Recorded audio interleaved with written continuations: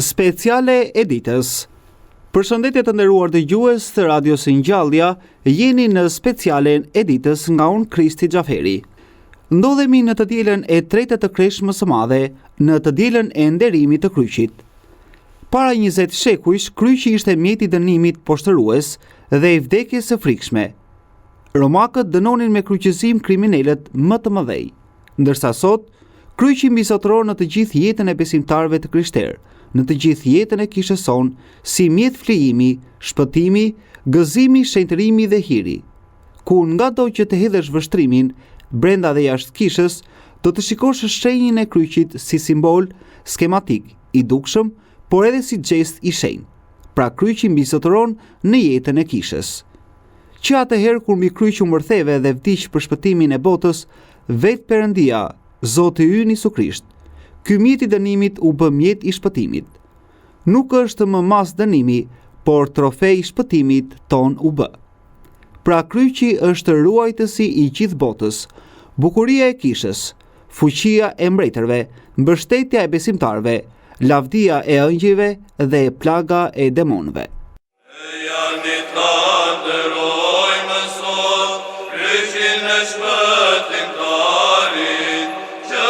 Kremtojmë sot me gaz, me malo besnikën, dhe janë i përshëndeteni, Zotin që duke dashur, u mbërthyë për mbi të, lutjoni që t'arrimë me gazëllim, ta kremtojmë pashkën e lavdëruar,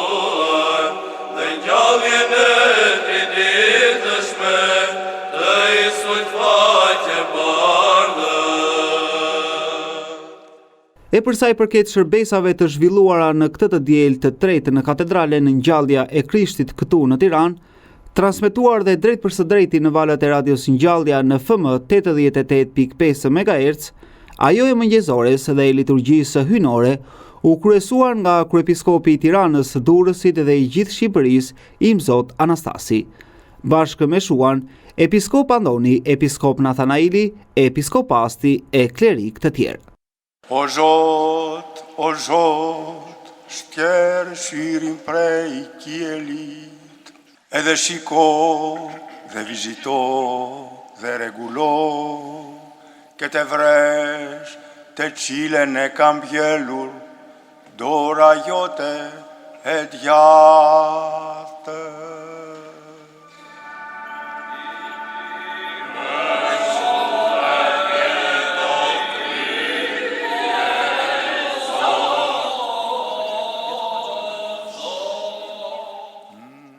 Janë pikërisht troparet e kishës sonë ortodokse të cilat japin kuptim dhe bukuri çdo të kremteje të madhe, nëpërmjet tingujve të muzikës bizantine. Love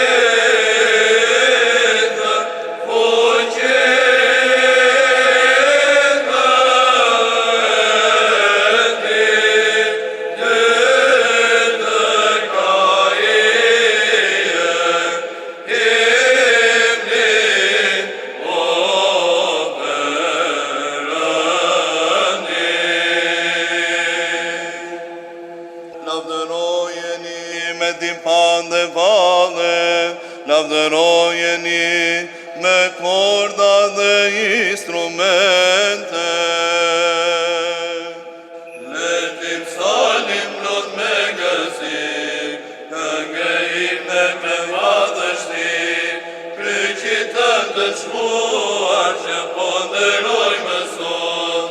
Leti thëresim të gjithati, o kryq kur të puthim ty, shenjë të rosh o thrut me shpirt, me fuqinë e Zotit Krisht, prona pasënim, nga çdo sun tasha keqes, e armikut, ne që ty të përshëndesim, edhe të falemi me besim. Lavdërojini Perëndinë me cimbale tingëlluese, lavdërojini me cimbale mbroritjeje, çdo frymë le të lavdëroje Zotin. Leti psalim plot me gëzim, këngë imne me madhështi, kryqit të ndëshmuar që ponderojmë sot. Leti thëresim të gjithati, o kryq kur të puthim ty, shenjë të rosh do trup e shpirt, me fuqinë e Zotit Krisht, prona pasënim, nga çdo sun tasha keqes, i armikut, ne që ty të përshëndesim, edhe të falemi me besim. Lartësoni Zotin Perëndinë tonë, dhe faljuni nën këmbës e së këmbëve të tij. Që të gjithë afroni, merrni ujë që s'ka shërim, që prej kryqit rjesi një irë që s'ka mbarim, duket e parë për para nesh të ngrihet ky dru i shenjtë, si burim për çdo dhundri, dhe që rodhi gjak edhe ujë prej sunduesit, që ungjit përmi kryqin me dëshirë, dhe i ngriti vdekatarët drejt lartësive të hyjeshme. Perëndia është mbreti para jetëve, ai punoi për shpëtimin tonë në tokë. Ti o kryqën nderoje sot, je për kishën themeli fort, edhe forcë për mbretërit e sunduesit, burje për murgjërin dhe shpëtim, i gjitha të falen ty, se ti zemrat dhe çdo shpirt, i ndriçon plot me iridor, se mbi ty o kryq, unë përkthyë ai që poshti djallit, dhe pushtetin e dinakut, edhe mallkimi u shtuk për jetë. Ne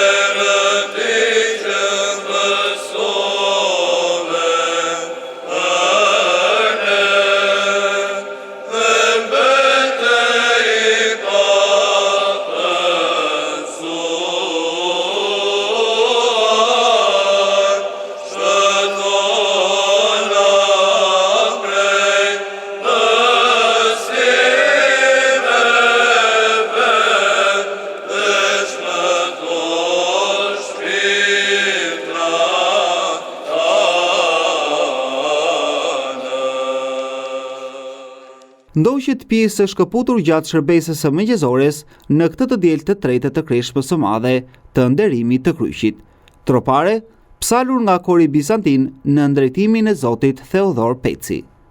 E tani të nderuar dëgjues, ju ftojmë të ndiqni pjesë gjatë liturgjisë hynore, shoqëruar si gjithmonë nga kori miksi i katedrales në drejtimin e Zotit Milto Vako.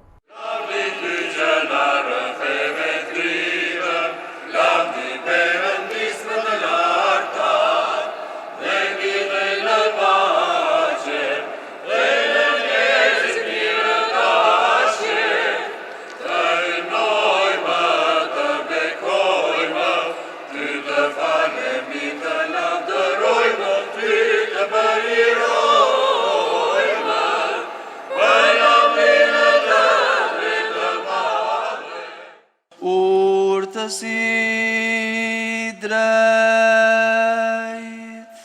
E janë ti falemi, e ti biem nër këmbë Krishti. Shpetona, o i biri përëndishëm, ke ungjale shevdekure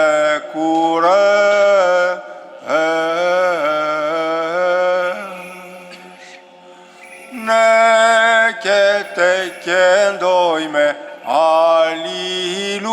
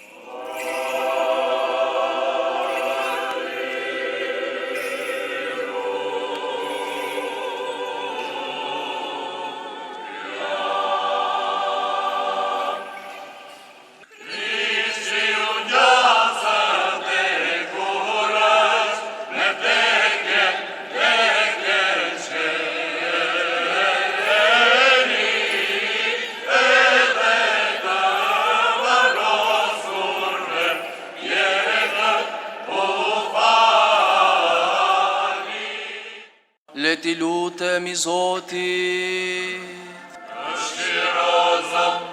që i shente që o Perëndia ynë, dhe ti të drejtoj me lavdin, Atit e Birit dhe Shpirtit e Shenjtë, tani e për herë. E në jetët e jetëve.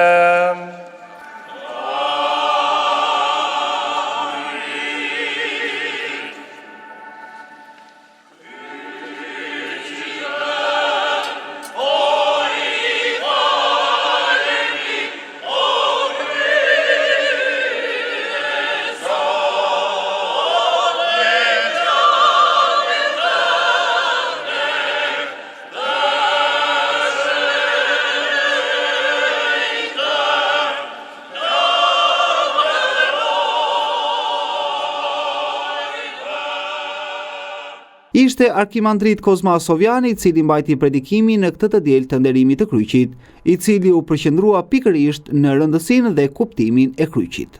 Fort lumturi. Kemi arritur sot në mezin e kreshmëve të mëdha dhe kisha jonë e shenjtë këtë të diel lartëson përsëri në qendrat e kishave të shenjta kryqin e shenjtë dhe të nderuar. 3 javë kanë kaluar nga fillimi i periudhës së kreshmës dhe mbase disa nga besimtarët u lodhën nga mundimi i garës shpirtërore. Kreshma, vetëpërmbajtja, pendimi, lutjet e gjata janë pjesë e kësaj ndeshjeje.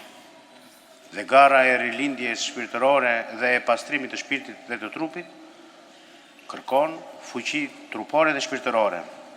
Për këtë arsye dhe me qëllim që të fuqizohet rrugëtimi ynë deri tek festa e madhe e Pashkës, kisha jonë na paraqet kryqin e shenjtë, duke ju falur atim me besim dhe shpreshtari, të marrim fuqi dhe kurajo për të vazhduar edhe pjesën tjetër të ngelur të kreshmës. Dhe është i vërtet fakti se kryqi i Zotit tonë Isu Krisht është flamuri i garës tonë, por njëkohësisht dhe simboli i dashurisë, sakrificës, i fitores, i jetës.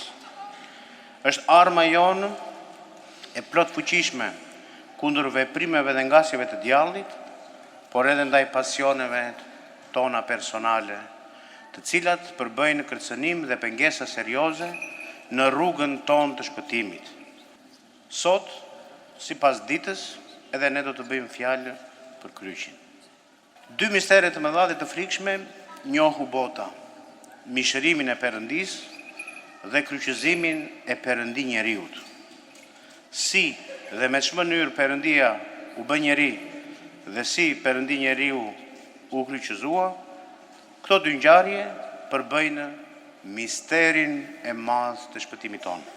Shkrimi i shenjtë na mëson se është e pamundur që njeriu të arrijë tek Perëndia duke u bazuar vetëm dhe vetëm në fuqitë e tij. Dhe po ashtu na mëson se Perëndia zbriti ai vetë në tokë me qëllim që të takojë njeriu dhe u bë njeri, Perëndi i vërtet dhe i përsosur, dhe njëkohësisht njeri i vërtet dhe i përsosur përveç mëkatit. Mirë po njeriu, duke patur besim në vetvetja, u mbush me krenari dhe mendje madhësi dhe mendoi se mund të arrinte Perëndin pa ndihmën dhe bashkëpunimin e tij. Dhe në këtë pikë gaboi shumë rëndë. Pasojat tani më dihen, tragjike. Njeriu jo vetëm që u nda nga Zoti, por u bë i huaj me të, si një i panjohur. Mirë po dashuria e Perëndisë dhe Atit për njeriu dhe botën, e kemi theksuar shumë herë, e pamatur. Hapi i parë që Perëndia bën është të dërgojë në botë birin e tij të dashur, të shtrenjtë dhe të vetëm lindur. Hapi i dytë vendos në humnerën, në boshllekun e krijuar nga mëkati i njeriut, si urë bashkëpunimi, kryqin e Zotit Krisht. Dhe me këtë mënyrë pajtohet, bashkohet me gjithë njerëzimin. Perëndia e ngre kryqin mbi supet, mbi krahët e tij, dhe ngjitet dhe mbërthehet mbi të dhe vdes për hir të njerëzimit. Hapi i tretë, gjalljet për së vdekurësh, dhe i dhuron njeriut mundësinë e shpëtimit dhe jetën e përjetshme. Kështu, njeriu pajtohet dhe bashkohen me Zotin, vesh si robë dritën dhe merr jetë, zhvesh robën e prishjes dhe vishet me mos prishjen. Shpirti mposhtë materjen dhe jeta triumfon mbi vdekjen. Kryqi që nga momenti i kryqëzimit mbi të i Isu Krishtit nuk është më një mjet dënimi dhe i vdekjes së turpshme dhe të dhimbshme, siç ishte deri në atë kohë në botën e lashtë. Por është burim i pashtershëm i hirit të Shpirtit të Shenjtë, i drejtësisë hynore, i shenjtërimit. Shën Grigor Palamai shkruan: ky është kryqi i Krishtit, zhdukja, falimentimi i vdekjes. Dhe kjo është e vërtetë, sepse me kryqin e Zotit u mposhtë dhe u shpërbë elementi përçarës i njerëzimit, mëkati.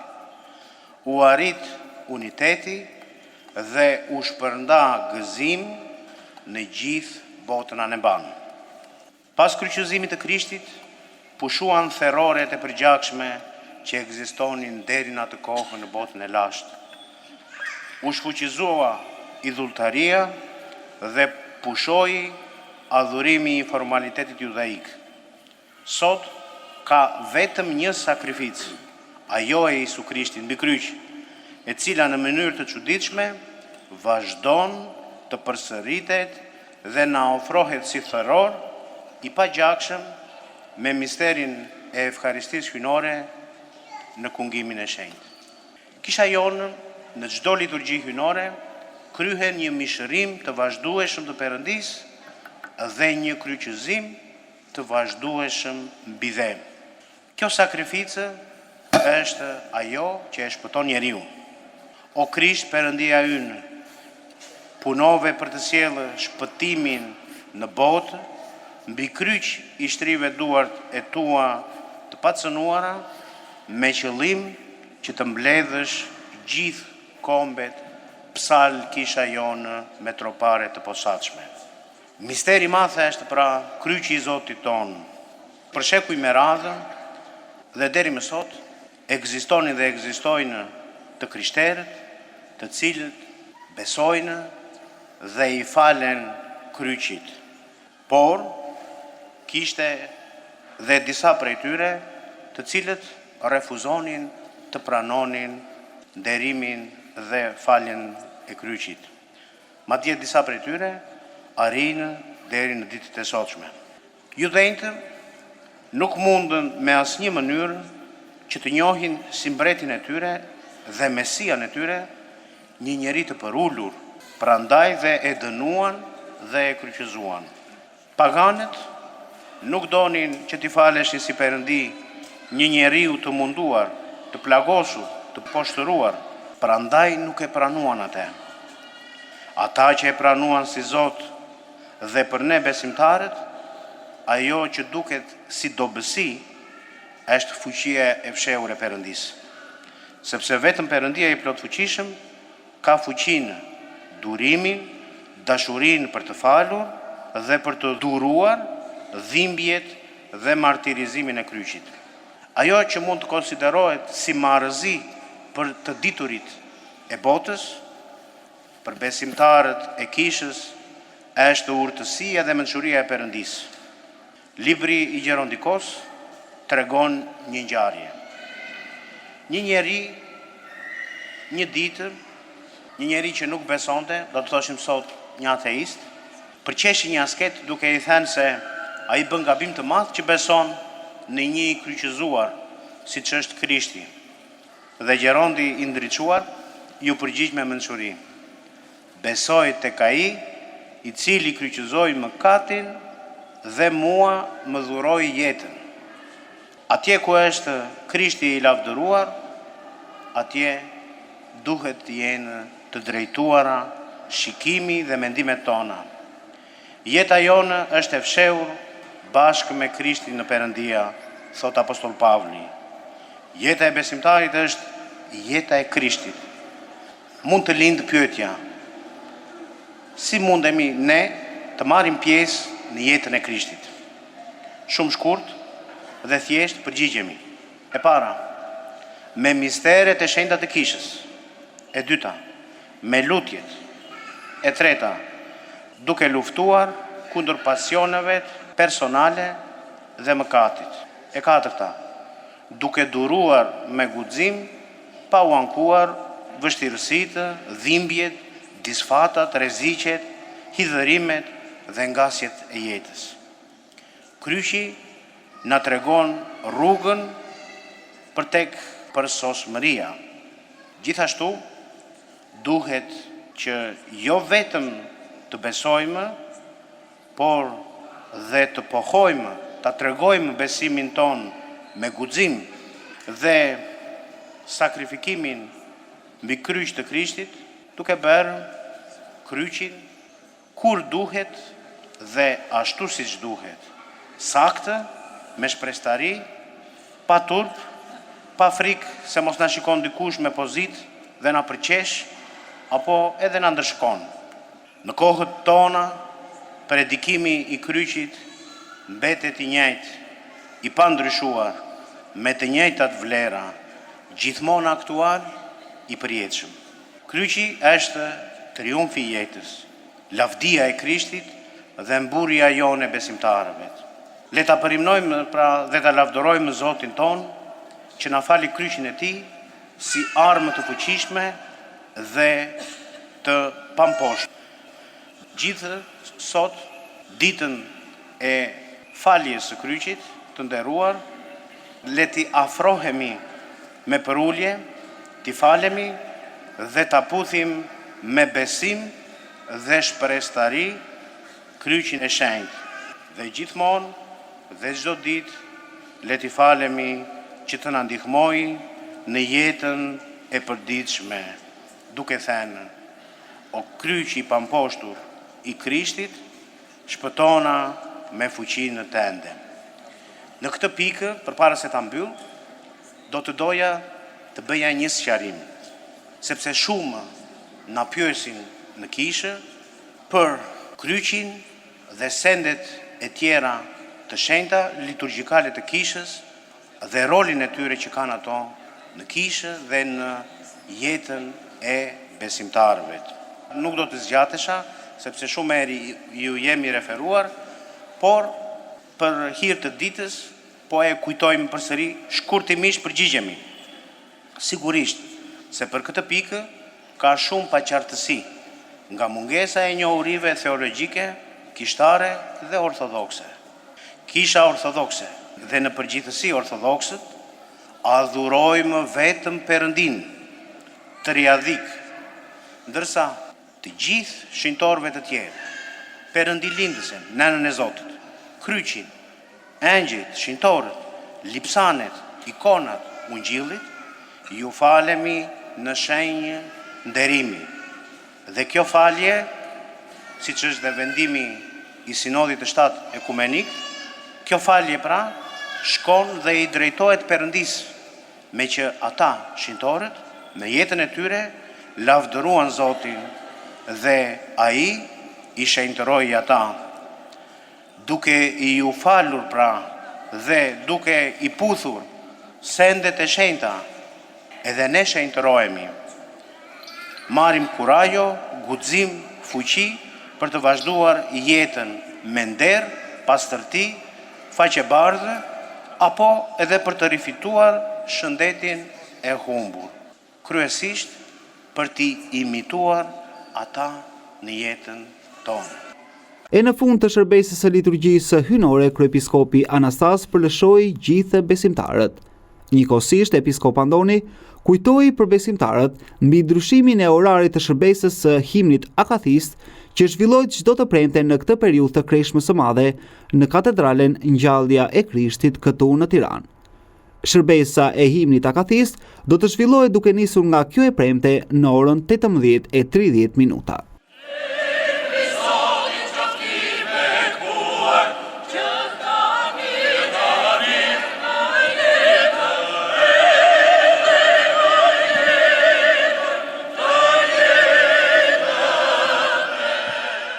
Le t'i lutemi Zotit.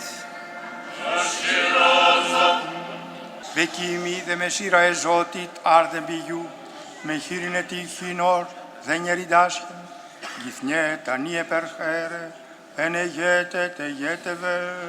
Amin. Lavdi me ty, o Perëndi, shpresha jon, lavdi me ty. Lavdi Atit e Birit dhe Shpirtit të Shenjtë, tani e për herën e jetës. Amin. Mëshiro Zot, mëshiro Zot, mëshiro Zot, me kohën krye Zot i shenjtë. Ai që u ngjall prej së vdekurish, Krishti Perëndia univertete, me tërgetimet e zonjës sonë të paqenuar, hyllindës dhe gjithmonë Virgjeres Mari, me fukin e kryqin të çmuar dhe të berës, me brojt e fukin e kjelore të çmuar dhe patur, me deruar dhe deruar profetë dhe zonjë Johan, dhe apostolit e shenjtë, dhe gjuar,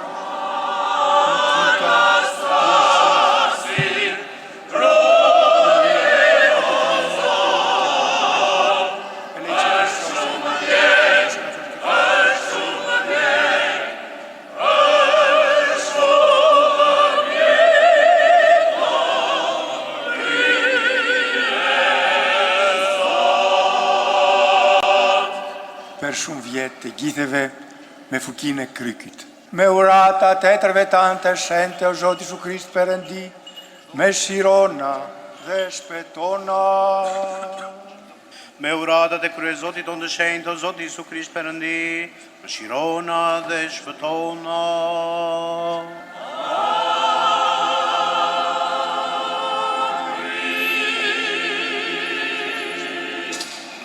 Ju kujtojmë për ditën e premte, është himni akathist, shërpesa do të fillojë në orën 6:30 këtu në katedrale.